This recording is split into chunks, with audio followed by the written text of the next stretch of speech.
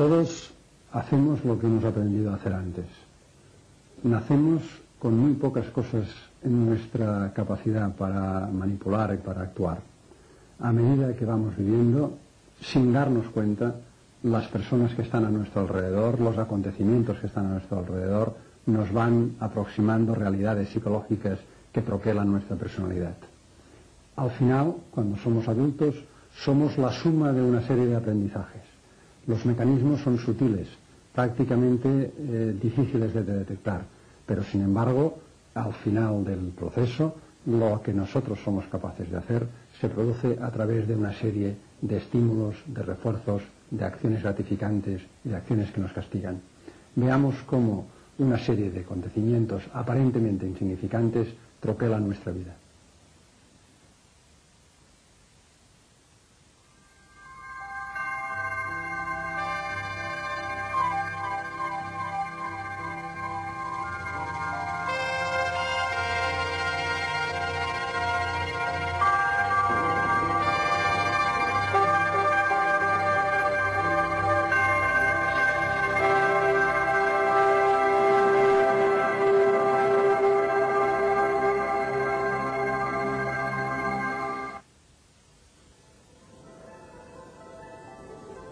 Para cualquier animal, el juego se llama supervivencia.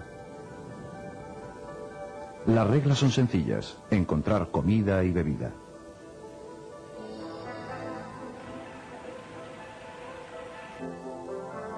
Encontrar refugio y evitar depredadores y ambientes hostiles.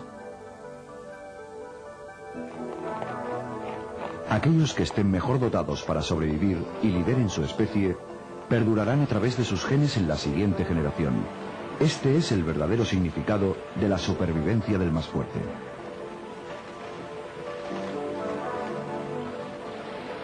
Afortunadamente, la naturaleza nos tiende una mano. Proporciona a los animales un conjunto de habilidades internas heredadas que entran en funcionamiento al nacer o muy poco después. Estas habilidades es lo que llamamos reflejos. Algunos reflejos, como por ejemplo mamar, facilitan los soportes biológicos necesarios para la supervivencia. Otros reflejos consisten en reacciones inherentes, simples y rápidas, frente a los estímulos que plantea una amenaza potencial.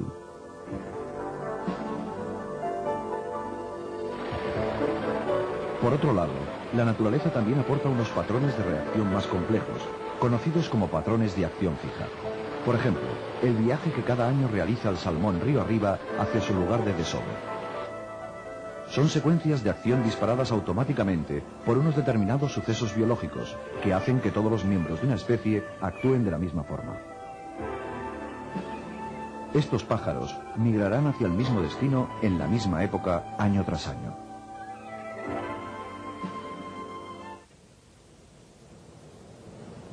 Cuando nos dedicamos a observar animales más evolucionados, vemos que su comportamiento no es tanto como la repetición de una misma vieja canción, sino más bien una serie de variaciones de un individuo a otro. El comportamiento de estos animales se adapta mejor a los cambios circunstanciales. Esto se debe a su capacidad de aprendizaje.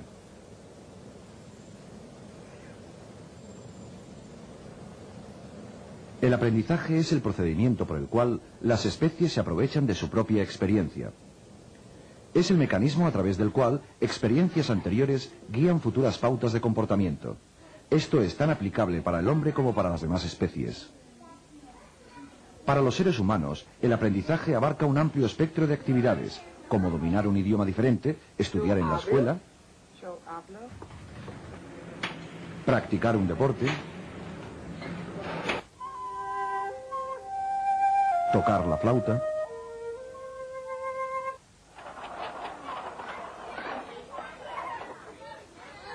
En el proceso de aprendizaje se modifica el comportamiento del individuo. Él o ella adquieren nuevos hábitos y ponen en práctica nuevas ideas.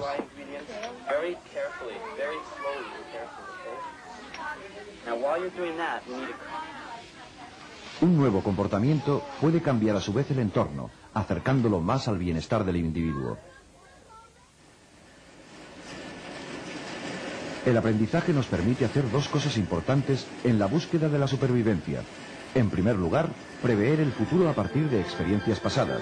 Y en segundo lugar, controlar un entorno complejo y en continuo cambio.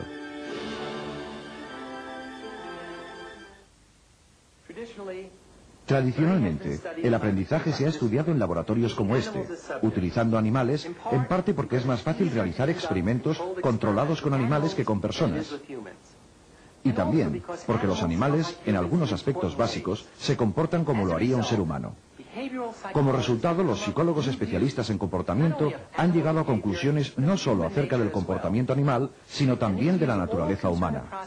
Todas estas conclusiones se pueden aplicar como técnicas de mejora del aprendizaje, y es que, en definitiva, todos hemos nacido para aprender. Sorprendentemente, una de las figuras más importantes en el estudio del aprendizaje, Ivan Pavlov, no dedicó sus investigaciones a este campo, por lo menos no al principio.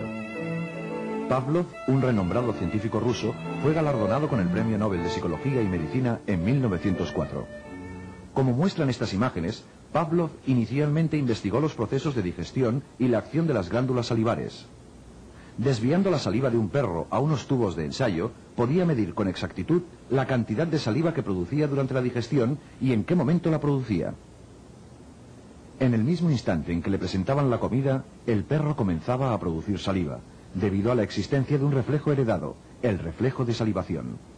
Sin embargo, después de algunas repeticiones del experimento, ocurría algo extraño. El perro salivaba antes de que le acercaran la comida. El simple hecho de verla era suficiente para estimular el babeo. El hecho de contemplar el plato de comida, o incluso oír los pasos de Pavlov o sus ayudantes, era suficiente para disparar este reflejo interno. ¿Qué es lo que le ocurría para que se produjera esta reacción? Pavlov decidió descubrirlo variando sistemáticamente el estímulo y midiendo las reacciones del perro. Utilizó metrónomos, luces y campanas como estímulos. Todos ellos funcionaron como elemento sustitutorio de la comida. Lo que importaba no era el tipo de estímulo que se usaba, sino el hecho de que era una señal inequívoca de que la comida estaba en camino. Pavlov había descubierto un tipo fundamental de aprendizaje, llamado condicionamiento clásico. Un estímulo original, comida, provoca una respuesta automática no aprendida, saliva. Ambos, estímulo y respuesta, ocurren de forma natural, son incondicionados. Entonces, un segundo estímulo, neutral, que nunca provocaría la respuesta incondicionada por sí mismo, se introduce justo antes de la presentación del estímulo original.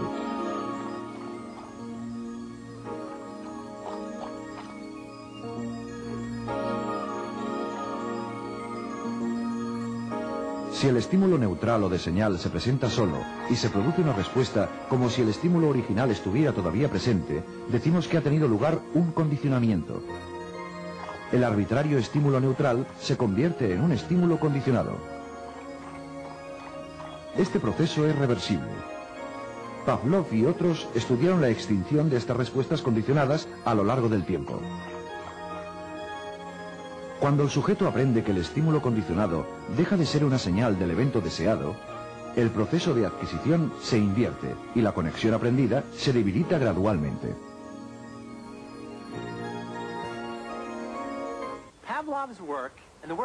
El trabajo de Pavlov y el de aquellos que lo continuaron nos lleva a una extraordinaria conclusión. Cualquier estímulo que un organismo puede percibir es capaz de provocar cualquier reacción que el organismo sea capaz de realizar.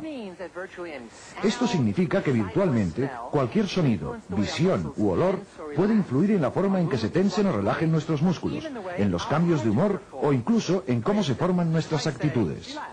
Veamos un ejemplo. Si yo digo relájese y a la vez hago esto, le produciré un sobresalto. Después de 5 o 6 veces de aparejar el relájese y el disparo de pistola, simplemente diciendo la palabra relájese, generamos una respuesta negativa antes que la normal reacción aprendida. El condicionamiento clásico puede ser tan potente, de hecho, que puede incluso provocarnos una enfermedad, suprimiendo, por ejemplo, el sistema inmunológico del cuerpo. El sistema inmunológico es una compleja red de órganos especializados y células que protegen al cuerpo de las enfermedades. Liberan anticuerpos cuya misión es destruir bacterias, virus y otros invasores. Cuando el sistema inmunológico se condiciona para que no trabaje, los resultados pueden ser devastadores. En la Escuela de Medicina de la Universidad de Rochester, el investigador Robert Thaler y su colega Nicholas Cohen condicionaron a un grupo de ratones para que aborrecieran algo que normalmente les gusta mucho: el sabor del agua con gusto a sacarina.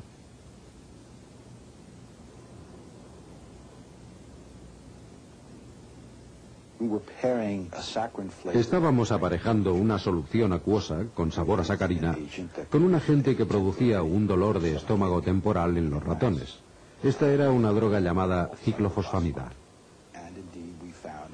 Y tal como esperábamos, encontramos que cuanta más sacarina consumían, más fuerte era la aversión al sabor de la sacarina cuando estaba aparejada con esta droga que los enfermaba. Estuvimos un mes dando a estos animales repetidas dosis de sacarina en lugar de su agua habitual, y algunos de los animales murieron. Era un experimento en el que los animales no deberían haber muerto. No había ninguna razón para ello. Cuando en un experimento sucede algo no previsto, resulta molesto y buscas la razón de por qué ha sucedido. Descubrimos que la droga que utilizábamos para inducir esta aversión al sabor es una potente droga inmunosupresiva. Suprime la respuesta inmunológica.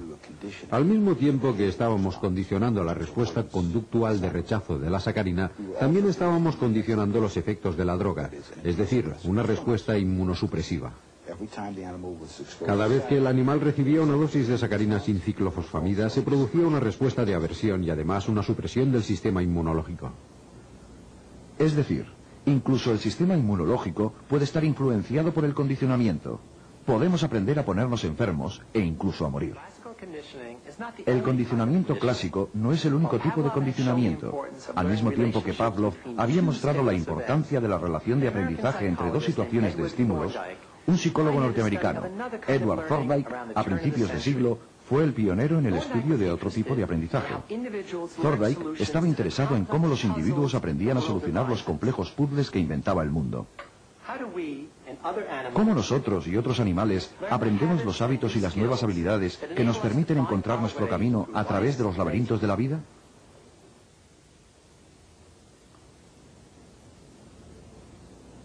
Con una cuidada observación, midiendo y cuantificando la conducta de los animales experimentales, Thorndike descubrió el tipo de aprendizaje que denominamos condicionamiento instrumental. Los animales de Thorndike trabajaban por ensayo y error. Las acciones que tenían como resultado una recompensa, es decir, las acciones con las que conseguía una meta, eran aprendidas.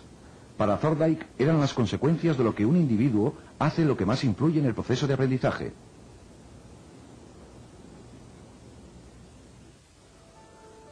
La ley del efecto de Thorndike postula que el aprendizaje está controlado por sus consecuencias.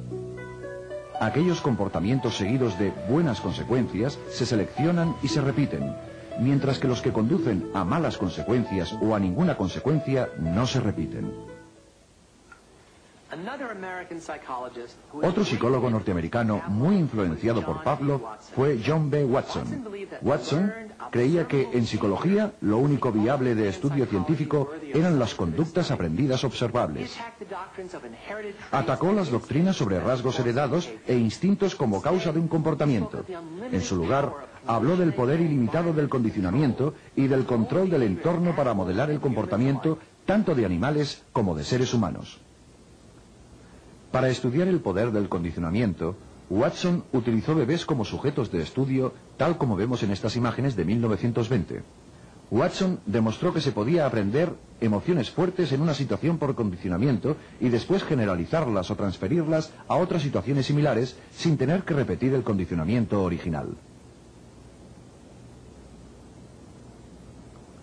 Watson y su ayudante, Rosalie Reiner, condicionaron a los bebés para asustarse con un ratón blanco que antes les había gustado. En este caso, trabajaron con un bebé de 8 meses, el pequeño Albert. Cada vez que aparecía el ratón, se hacía sonar un ruidoso gong que alarmaba al bebé. Poco después, la aparición del ratón solo era suficiente para asustar al bebé y hacerle llorar. Se estaba operando un condicionamiento clásico. Cuando el bebé se alejaba gateando del ratón hacia un sitio seguro, su comportamiento resultaba recompensado y de este modo su miedo se reducía.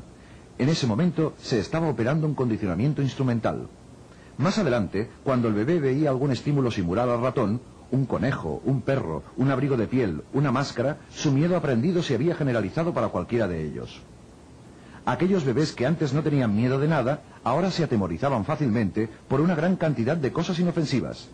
Este primer estudio de Watson fue controvertido debido a la utilización de bebés. Hoy en día, un experimento de este tipo no podría llevarse a cabo debido a las estrictas directrices éticas que gobiernan el tratamiento de todo tipo de sujetos de investigación, tanto humanos como animales. Algunos años después de estas demostraciones, un miembro del equipo de Watson, Mary Cover Jones, desarrolló técnicas para eliminar miedos ocasionados por condicionamientos naturales en adolescentes. Jones fue la primera terapeuta conductista. Pero estas técnicas llegaron demasiado tarde para algunos de los sujetos de Watson. El destino del pequeño Albert permanece en la incógnita.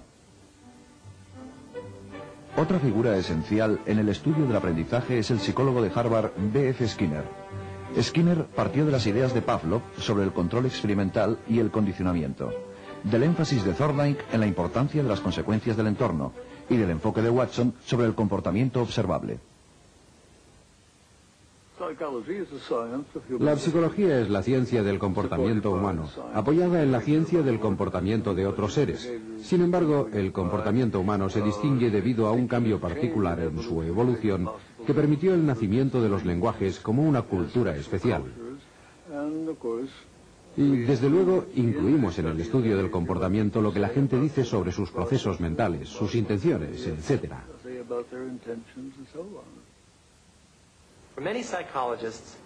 Para muchos psicólogos, el comportamiento se explica como un efecto de procesos internos, ya sean mentales o neurológicos.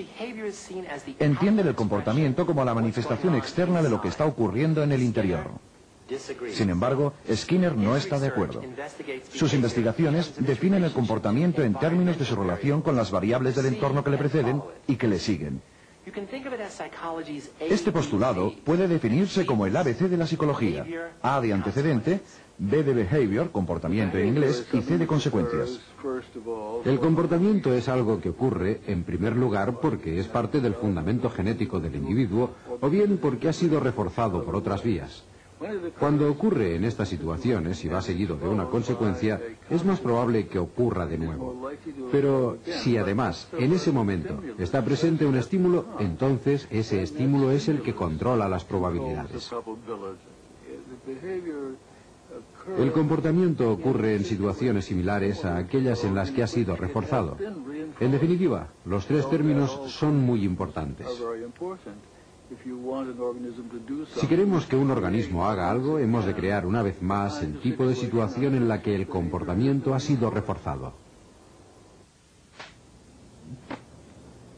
A principios de los 40, Skinner comenzó a experimentar sobre una respuesta sencilla de un animal simple: una paloma picoteando un disco al que le seguía un reforzador, una bolita de comida o algo de agua. Un reforzador es algo que incrementa la frecuencia de respuestas. La paloma se desenvolvía en un espacio sencillo, con un entorno muy controlado, al que ahora denominamos la caja de Skinner. Esta paloma hambrienta se mueve más o menos al azar. Algunas veces gira su cabeza hacia la izquierda. Cuando lo hace, reforzamos ese movimiento, permitiéndole el acceso a un plato de grano.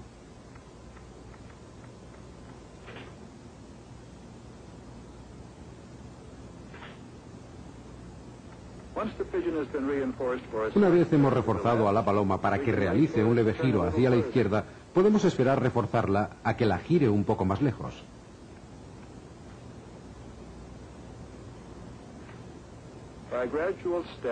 En diferentes etapas progresivas podemos llegar a un punto en el que la paloma dé un giro completo. La paloma ha aprendido a dar esta respuesta porque ha sido reforzada en etapas sucesivas hacia el patrón final.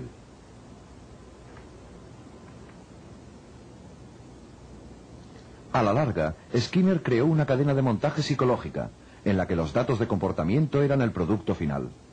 Utilizando mecanismos automáticos, podía presentar estímulos, grabar respuestas y organizar programas de reforzamiento sin la necesidad de la presencia de un investigador. De esta forma, se pueden reunir una enorme cantidad de datos. Más importante todavía, la frecuencia con la cual la paloma picoteaba. Podía medirse con precisión, y esta tasa de respuesta variaba directamente con las consecuencias del reforzamiento. Esta tasa podía ser controlada reorganizando el momento y la frecuencia de las consecuencias del refuerzo. En otras palabras, la conducta de la paloma podía cambiarse modificando las consecuencias. La versión de Skinner del condicionamiento instrumental se denomina condicionamiento operante. Un buen comportamiento operante es el que opera sobre el entorno y produce consecuencias. El condicionamiento operante es el cambio que tiene lugar cuando esas consecuencias tienen un efecto particular. A este efecto se le denomina fortalecimiento o reforzamiento. Es decir, lo que el sujeto acaba de realizar tiene ahora más probabilidades de repetirse debido a que le han seguido consecuencias reforzantes. Estudiamos el condicionamiento operante organizando las consecuencias, no únicamente para modelar una forma particular de conducta durante un largo periodo de tiempo, sino también para cambiarla ligeramente. Utilizando técnicas de condicionamiento operante, se ha conseguido entrenar palomas para picar correctamente una suma de números y ejecutar todo tipo de proezas.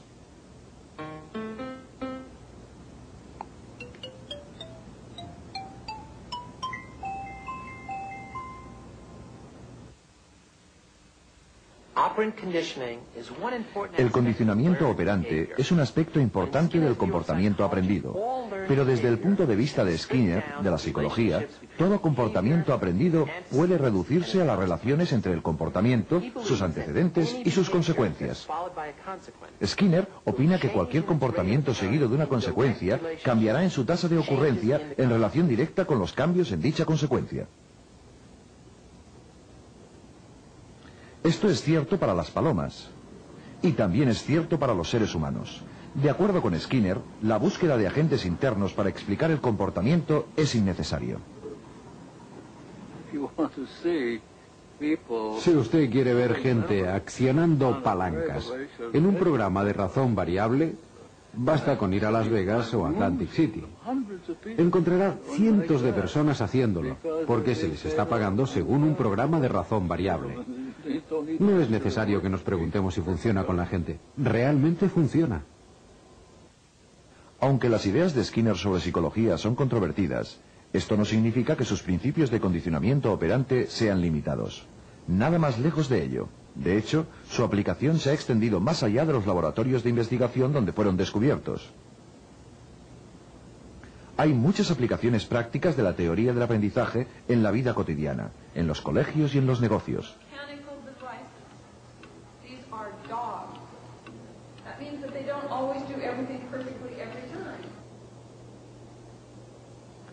Este publireportaje muestra un programa de entrenamiento realizado en San Diego llamado Perros para la Independencia.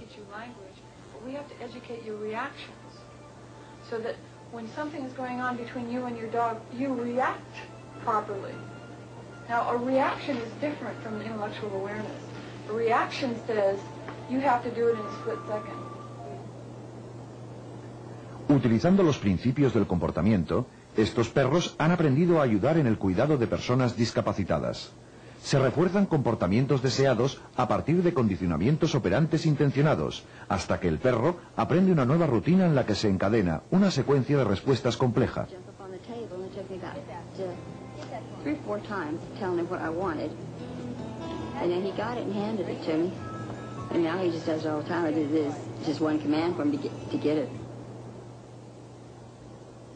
Los perros aprenden a recuperar objetos, a tirar de una silla de ruedas e incluso a utilizar un ascensor.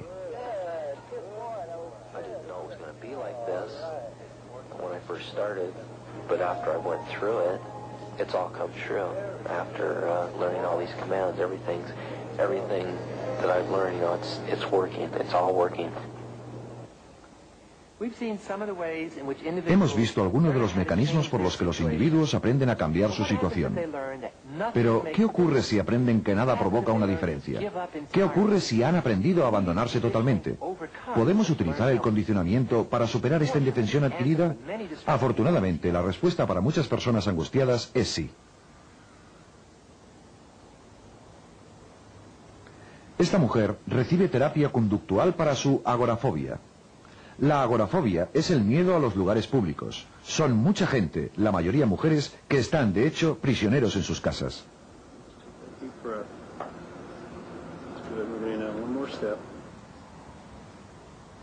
La característica de esta terapia conductista es su enfoque pragmático destinado a cambiar directamente el problema conductual, los síntomas del individuo. No se intentan encontrar las causas de este comportamiento, únicamente se trata de identificar y modificar las fuentes del reforzamiento que mantienen al individuo en la dirección equivocada. El problema se trata aprendiendo a hacer frente a la emoción de temor, organizando nuevas consecuencias positivas para el comportamiento deseado.